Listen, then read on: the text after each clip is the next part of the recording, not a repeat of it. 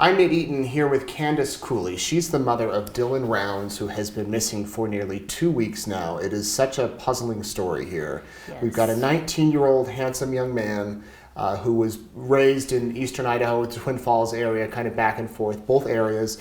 And he was last seen, heard from, about 2 weeks ago in Utah. Lucin, is that how you say it? Yeah, well, that's where his farm is. We got a phone call, but we don't know if he was there. Okay, so why don't we go back to the beginning when he first disappeared. Were you in touch with him before then? Yeah, so I spoke with him on Thursday, and his dad, Justin, spoke with him Thursday.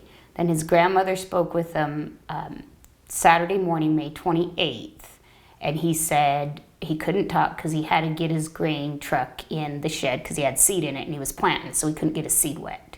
So he's got a farm there. Yes. And where is Lucin? So if Lucin's just on the other side of the Great Salt Lake, Okay. I guess it'd be the best way to explain it to people. So it's on the Nevada border of the state, by Park Valley and that. Okay, so close to the Nevada border. How long has he been farming there?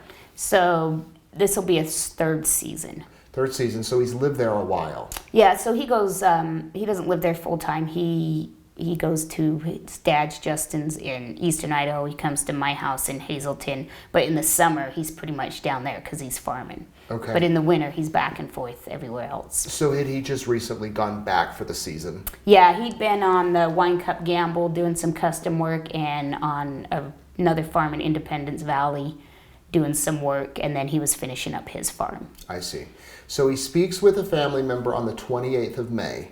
Correct. And that's the last contact anybody's had with him. Correct. Did he say anything unusual? No, just said he had to get his grain truck in because it was raining. That was it. That was it. So when did you realize something wasn't right? So his grandmother sent some of the people out there she knew to go check on him because she hadn't heard back from him.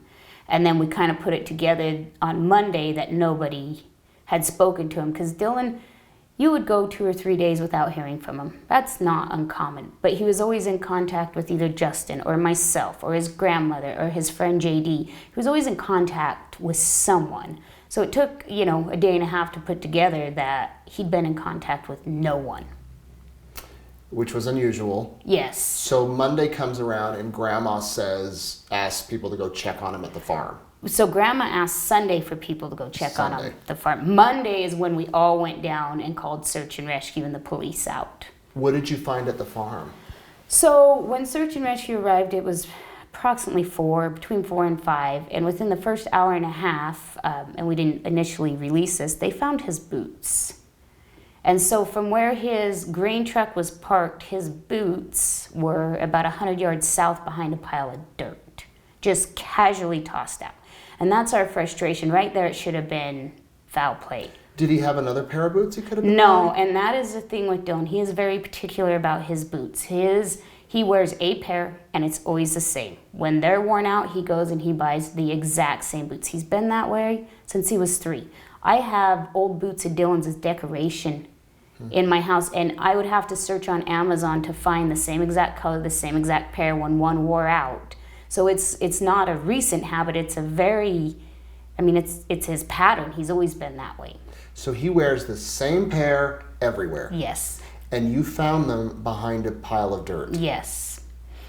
And then we were since told by detectives that there was a spot of blood on the boots and they were being sent to the lab. And this was on Wednesday or Thursday. But After that Saturday. So the boots were found Monday. Then we were told this.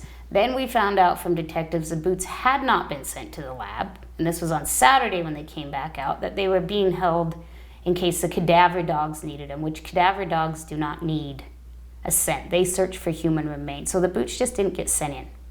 Was there anything else suspicious? So his pickup, when we got looking around, so we were frantic at first. So we went in, we tossed his camper looking for his keys. Couldn't find his keys, his key fob, so Justin broke out the back window. Go through his pickup, try to see what we can find. Wasn't until a couple days later, and mind you not, through all this, the detectives are not making this a crime scene. They're not blocking this off. So all the people out searching, everybody out there, they're around Dylan's pickup, they're around his camper, they're touching everything. There's no tracks. So in Lucin that weekend, it was raining, and you're in the middle of a desert, and tracks are everywhere when it rains. Dylan's pickup has been pressure washed. And we didn't catch it in the first couple days because we were just frantic. We weren't even thinking about it. But then we had some people from Utah come forward, and they were cavers, and they were out there that weekend, and she called me, and she gave me a bunch of great information, pictures about the weather, what the landscape looked like with the puddles. And when we pulled in Monday, we left tracks. We still had tracks. It was still that wet. There's nothing behind Dylan's pickup. There is no track that it moved for weeks. We know it had, but there's no tracks. There's no mud on the tires. There's no mud on the rims. But one place they missed was the wheel wells. So the wheel wells are full of mud, like it had been driven in the rain, and we have videos of it. But the tires, the pickup, there's no, you should have mud on the side of it. There's nothing. It's been cleaned. So it's like someone drove it somewhere and then parked it back where it was and cleaned it spotless on the outside. And the other thing is so Sunday we said, we're going to move Dylan's pickup out if, at this point the big search and rescue party had been out there that we organized. That pickup's nothing. It's probably had over 200 people touch it. They're not going to pull anything off of it at this point because they didn't do the job in the first place. So I got in the pickup to take it back to camp to Justin so Dylan's friend could drive it home. The seat was scooted up to the point I didn't even have to move it to drive it. Now, I'm 4'11". Dylan's 5'11", and he sits back far. And every time I've ever gotten Dylan's pickup, you can't reach the pedals. I can't. So I thought, well, maybe it's just the way the seat moves when you turn the pickup off, right? So I made a mark in the dust, turned it on, turned it off, and to where the seat went back, and it's not where it was at. So it wasn't just because somebody got out of the pickup and let it go back to a setting. It was placed there. His pickup was also in 4 low. So he had a new transmission put in his pickup this winter, and the transfer case got messed up, and his 4-wheel drive does not work. And Dylan knows this, his grandfather knows it, his father knows it, I know it. He's cussed it. The pickup was in 4 low. So whoever was driving the pickup thought they were putting it in 4-wheel drive, but the 4-wheel drive don't work. Does he have friends out there? Are there neighbors? I mean, or is this a remote? It's remote, and Dylan, he has the 2 gentlemen that have helped him out there farm, and we're in constant contact with them. But no, I mean, there's nothing out there. Dylan would come our direction, his dad's direction, so that he could socialize, or he'd go into the bar in Montello, and he'd made some friends of people that were in Montello, but they never came out to him. He always went in. I mean, there's no reason to go out there. There's nothing out there. What do his 2 workers say? I mean, are they people of interest or anything? Really, that's the problem. Is until the police start actually questioning, really questioning people, we can't say anything because we have nothing. Nobody's got a story locked into place. Nobody, you question a person and then it's like, well, that doesn't make sense. Like you said this, but the evidence says this. So they haven't done any of that. What about his phone or wallet? No wallet, no phone. The officer who initially I talked to on Monday, he did get a ping on his phone. It was at 3:41 Saturday. And off the tower, so it just, the last tower ping, and it's like a 15.4 mile radius is where that ping could have been. Now, his farm is in the ping.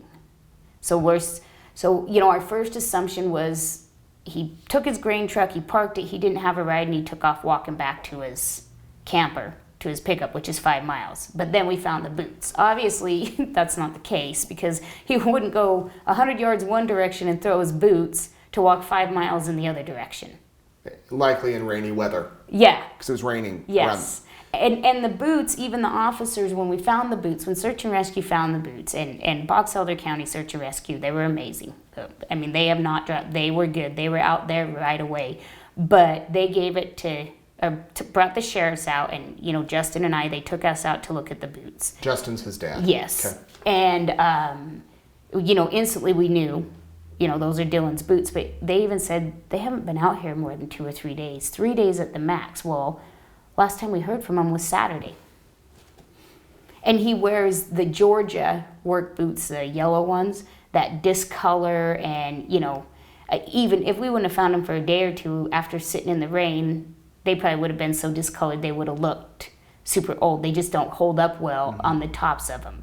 But they looked fresh. They weren't faded. Yeah, and they had Lucin dirt all over them, that alkali, sandy type of, you could tell. I mean, it was Lucin dirt. You could tell he'd been out there in them. Was he living there at the farm, or was he staying in like a trailer?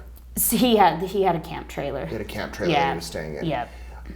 So there was some rumors going around, even some flyers going around with a person of interest, this mysterious man that he apparently had a run-in with, who asked him for a ride? Yes, so it was Chase Venstra, and I mean, it's been everywhere. So Dylan called me on Wednesday. I was at work, and the Wednesday before? Wednesday, May 25th, Dylan called me, and he's like, "You'll never believe what happened, Mom." So he tells me this story about this guy running out of the middle of the desert. Looks like he's been out there for days, bloody, scratched up. So when we came into town and I had that information, I'm trying to figure out who's this guy he had this run-in with. Well, Dylan told me he did not give him a ride. He said he had no shoes on, he did not give him a ride. So immediately, everybody's saying that was Chase, and Chase did it. Chase made Dylan disappear. I mean, it was just instant. So we're just getting out there. We're fresh on this. We're trying to figure out what the heck happened. So we start trying to locate this Chase, and it's not happening. So that's when we put up the flyer, like, let's find this guy. He began calling into Box Elder County Sheriff's Department saying, "Hey, I wasn't there. I can tell you how I can show you I wasn't there." Then the detectives came out and spoke with Justin and I at camp, I think Thursday, and Chase had finally reached out to me personally. He called me. And he said, "It wasn't me, Candice." So he's giving me his story, and, I'm taking it with a grain of salt just listening, because I don't know. I don't know this guy. I don't know what he's capable of. I just know he's reached out to me. Mm-hmm. So when the detectives got to the camp that night, they sat with Justin and I in my parents' camp trailer, and we were talking, and I said, Chase is on standby. He wants to talk to you guys. They said, "We know he's been calling in all day. We just haven't talked to him." So here we have this person of interest that is trying to get a hold of the sheriff's office saying, "Hey, I want to talk to you guys." And the sheriffs are blowing him off. Don't even transfer him, don't even get him to the detectives, don't call him back. They did finally talk to him, and he is since in custody on unrelated charges. So, whether or not Chase knows something, when I say we've cleared him off of our list. Justin and I have cleared him off as a family. As a family, because we've found him, we've located him for the police. He's in custody, so what he knows, or if he knows anything, that is now the police job to get it out of him. Do you think in your heart that he was involved with your son's disappearance? I don't. In my heart, I really don't. Okay. The timeline doesn't match. And then to find out, and we have key witnesses that have come forward that watch it, Dylan did give him a ride that day. Dylan told me he did not, so that was my motive. Here my son is, he leaves this guy out in the middle of the desert, then we find, with no shoes, then we find his boots, but Dylan did give him a ride, and we know that for a fact, but he's not going to tell Mom that, because then Mom's going to be angry and be like, "Why are you picking strange people up in the desert?" Mm-hmm. So he left that out. But we do know he gave Chase a ride, so then there goes your motive. Did Dylan have a girlfriend out there? No. Or here that may have been revenge or anything like that? No, Dylan was pretty much all about farming. I mean, he might have had gals he chatted with or whatever. I don't really know. You don't really tell Mom that, but that wasn't his focus. Was he on social media at all? Yes, and just so everybody knows, and make sure we get this out here for the people who are on his social media, his phone is active. We have since got another phone that my cousin reactivated under Dylan's number to hack into all of his social media. So we are in his Snapchat, we are in his Facebook, we are in his internet searches, we are in everything, and there is nothing out of the ordinary. It is all pictures of tractors and pictures of his farm and searching up parts on the internet. Absolutely nothing that would make us think, okay, there was something more going on with him than we knew. And no private conversations with anyone suspicious? No, nothing. So it kind of freaked everybody out when his phone came active yesterday, and I should have. But that was because you guys did it. That was because we did it, yes. So do you know on his phone if the last call made on his phone was to Grandma? Yes. That was that Saturday. Yeah. When he said, I got to go plant. Yeah. Yeah, we've pulled all of those phone records. We're waiting for the text transcripts, and then we're waiting for another phone ping. So the detective, when he came out that Thursday, he also told Justin and I that they were working on a different type of ping.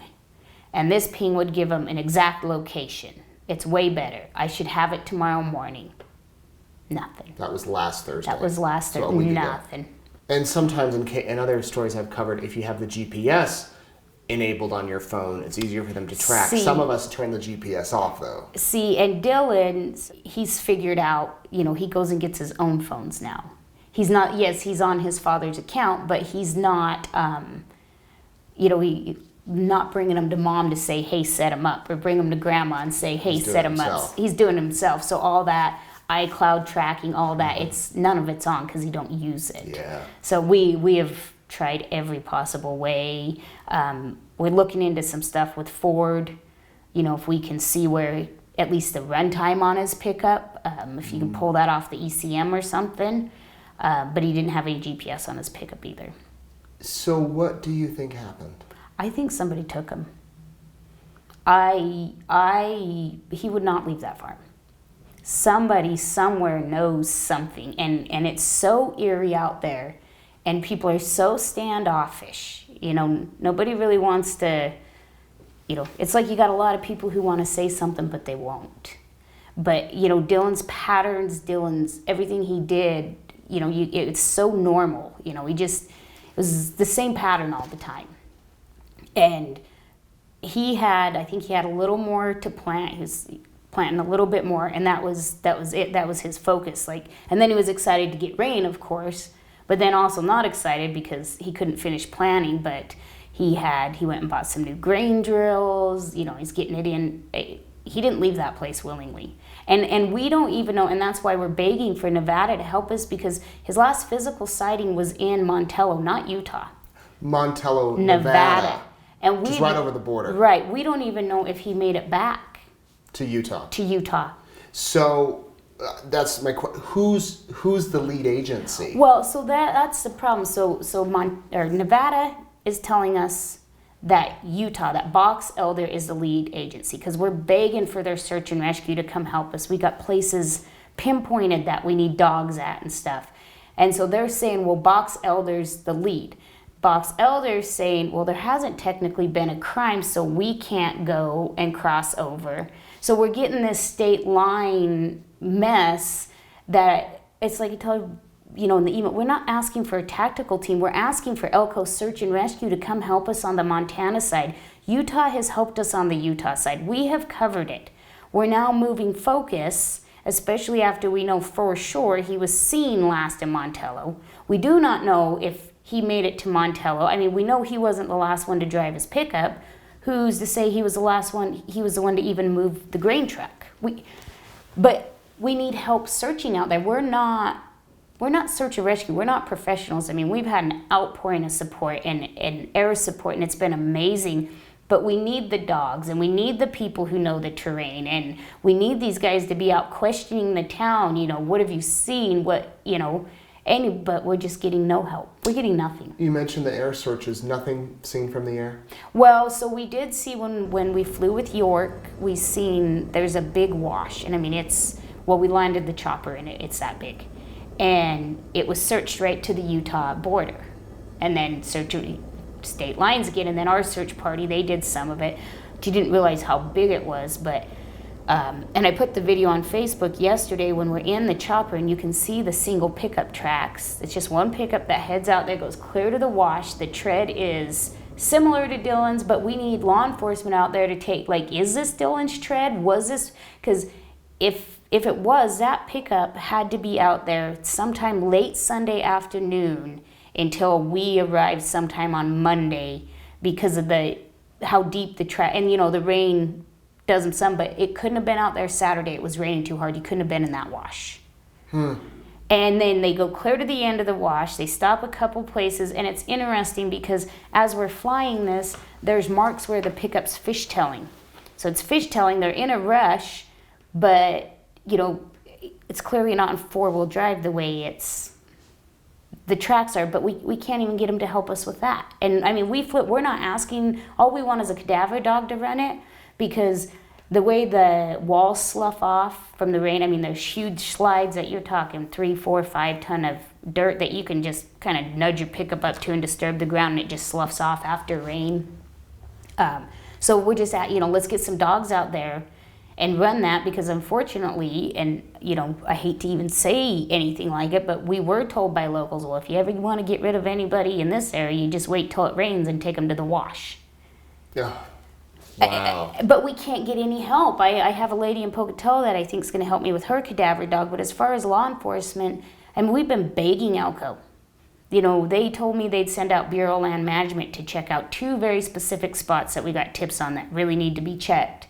And in the BLM would be a great asset as far as, searching, and they know. But Elko County Sheriff's needs to be out there, and they need their search and rescue out there. They don't need to call BLM and make it their, it's not their case. It's not their responsibility. It's the sheriff's responsibility. But once again, that was on Monday, and here we are Wednesday. We've been Thursday. Here we are Thursday, and still nothing. So you're wanting Elko on the Nevada side, Box Elder on the Utah side. If they could somehow just come together, do a massive search, get the dogs out, get the people, maybe people on horses or ATVs, however these searches go. And I'm sure there's people that want to volunteer to help, but is it one of those that if you head out there, do you want volunteers? Yes, so I'll put a post on Facebook. We're going to organize another search starting Friday. We'll probably start a little tomorrow, but the big push on Saturday. Again, the weekend. And so we're hoping in doing this and putting it out there that Elko will step up and be like, okay, you guys need the resources. Because Weber County came out after Box Elder. Weber County was out last Friday. And Weber County, Utah. Yes, and they did an amazing job. They did have a dog, and they had a chopper, and they had a ton of people out. And but that area, that specific Utah side that we were focused on, it's been covered. Even all the choppers say it's unreal. You can't go anywhere without a track. I mean, we have covered and covered and covered. Now we need to move sides. So you've searched his whole farm? Mm-hmm. Nothing. Yeah, nothing. Except the boots. Except the boots and his pickup. My gosh. You look at this handsome kid. I mean, I say kid because he looks 13. I mean, looks like an innocent young man. Dylan Rounds is his name. We're going to put this picture on the screen here. He's 19. When's his birthday? August 1st, 2002. August 1st. 5'10", around 160 pounds, brown hair and eyes. Obviously, his boots are still at the house, but his wallet's gone and his phone is gone. Mm-hmm. Car keys? Truck keys? Key fob's gone. Key fob's gone to the truck. Yep. All right. What should people do if they have information? Call into Box Elder, and push. And if you don't get the response box from Box Elder, Justin and I numbers are out there. Don't call us and ask us if, did you search this? Did you search that? Trust me, we have covered all that. But if you know something specific or seen something, don't hesitate to call us. It can be hard getting the tips through the police, we're learning, and then they can't share them with us. So well, let's hope he's somewhere, alive and safe, or maybe even injured, but still here. What would you say to your son if he sees this? Just come home. I don't even. There's no realm that he's running from us. There's no, I know there's situations like that where you plead and then sometimes these kids come out, but that's not him. Any sign of mental illness? No. Any personal stress, trauma, anything like that? No. Dylan's biggest stress was getting his crop to grow. I mean, it's so hard. People say all the time about they wouldn't do that. And I understand I'm the mom saying the same thing, but this kid, he is not your typical, this kid doesn't know how to play video games. This kid, he is not in his generation. He was born in the wrong generation. He's completely, different than what most kids are these days. And everybody who comes to us, everybody who talks, the more it gets spread around, they're like, oh yeah, I know this kid. He did this for me. And he's the hardest working kid I've ever, that's everybody. It's not just his parents saying this. It's everybody who knew the kid. So, you know, it's not just coming from one-sided. It's, you know, that farm was his life. People told him he couldn't. Everybody told him. It's like, why is he out there? There's no way he's going to get a crop. That's insane. Well, he did it. And that was his drive. He's like, I'll prove you wrong. You can tell me I can't grow this crop out here, watch me go. So he's not going to walk away from it. Which makes it even more bizarre. Yeah, and there's just a lot of bizarre stuff out there. And, you know, we keep getting told, like I said, working behind the scenes, we're profiling them, we're doing this, we're doing that. Well, call me if you're profiling them. Elko Police Department, if they're telling everybody else who calls in, screaming at him, well, we're working on a profile and we're working on this, but you have yet to call and speak with his mother. And I think Justin spoke with them. I know he spoke with them last week. I don't know if they've called him for any information. But why aren't you talking to his family? Why aren't you out there looking? Why aren't you say you're having meetings and you got all these people on the case. Doing what? He went missing from out here. You need to be in town interviewing people. You need to be helping us with search and rescue. They've done one official interview in this whole deal, and that was to the people who run the bar, because that's the last place he was seen. That's it. I mean, you know, I hate to say it, but, you know, Katie, his aunt, brings up a good point. His father and I should have been interviewed. Everybody close to the kid should have been. I mean, that's how it goes. But nothing. Do you know if that bar had cameras? I've been asked that. I'm going to have them look into it. I highly doubt it. Like I said, it's a town of 250 people. Yeah. You know, it just... But he was last seen there. Was that Saturday night? Do you know? No, that was Friday night. Friday night. May 27th. He spoke with Grandma. Yeah. Saturday. So we don't know, because sometimes he stayed in Montello. So we don't know if he... In his camp trailer? At another place. Okay. Yeah. So we don't know if when that phone call was made, was he in Montello and freaked out getting to his grain truck, because, you know, 20 some odd miles away because it was raining, or was he in Lucin? And that call, they should be able to pull those records from which call that tower was pinged off of, or that phone was pinged off of. So that has not been done. So if there's multiple towers out there, but the Montello one is not the same as the one out in Lucin, like it would have pinged off a different tower, and that would tell us, okay, he didn't go, he wasn't there. So would he go to Montello just because that was the closest big city? Yeah, food. Like grocery store, food? No, grocery, just food. Just there's two bars there. One's barely open, the other one, they hamburgers and stuff, just hot food. And it's 20 miles away. It's like 27. 27. Yeah. But it's like the that. next closest town. Yeah, it's over the border. Yep. Okay. Wow, Candice. Well, I hope that the next time we talk, he's safe and found and that everything's okay. And we're going to, again, this is what Dylan Rounds looks like. If you have any information, call the police, the Box Elder County Sheriff's Office, and we will continue to follow it. This is a kid who many of you watching might know, raised here in eastern Idaho in Twin Falls, back and forth between mom and dad's house, and just seemed like a really sweet kid who wanted to work hard and grow his crop. And thank you You're for welcome. talking, and please, our best wishes to you and all the family. Okay, we appreciate it.